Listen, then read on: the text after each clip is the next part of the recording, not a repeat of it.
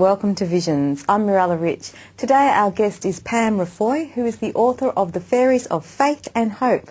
Welcome to the program, Pam. Thank you, Mirella. Now, can you tell us a little bit about your background, especially in relation to the book that you've written?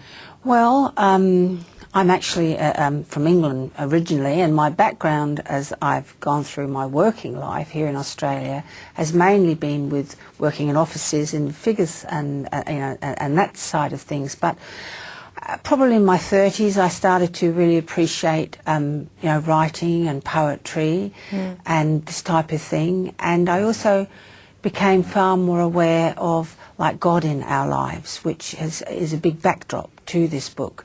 God within our life, within helping us through all our tests and trials in life.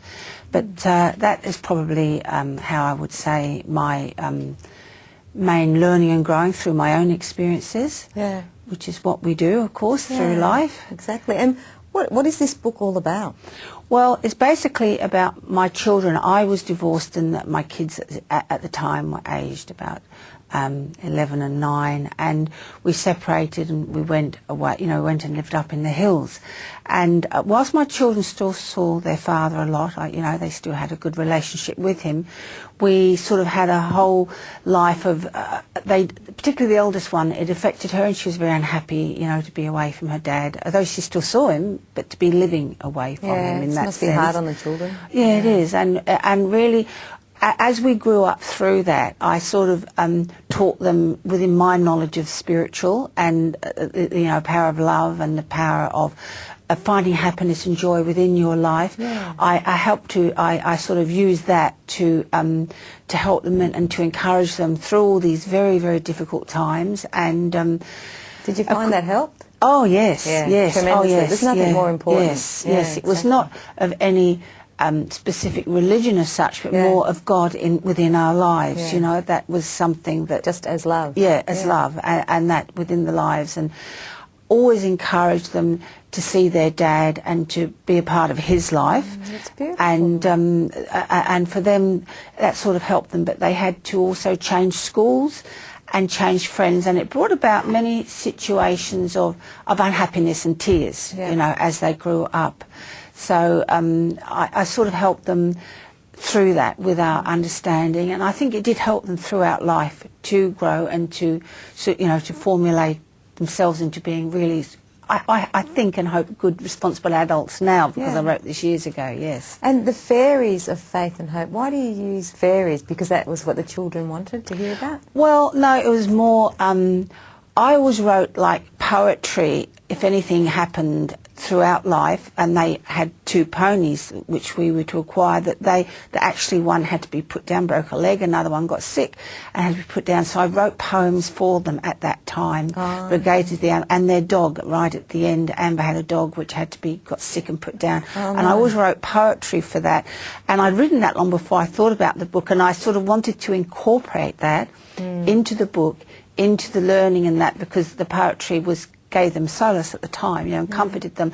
So I sort of brought into the book angels, their guardian angels, that sort of came in to look after them through these tough times, to help them to experience it and grow it, and also fairies that took care of them, who were called the Fairies of Faith and Hope. They each had a fairy that looked after them and came to them in their dream states and taught them these uplifting things, about God and about happiness. And through these tough times, instead of me being the one teaching them these things or writing the poetry, it was the fairies teaching them, and the gnomes, and also the fairies used to dance to it and sing to it in the book. It sort of made it a little bit of fantasy along the way to sort of sweeten the beauty of the story of God in their lives and that. And did you find it gave them peace and solace and comfort? Yes, it really helped them. When I sort of read the sort of things of the book and the poetry to them, yes, it did. It did help them, and they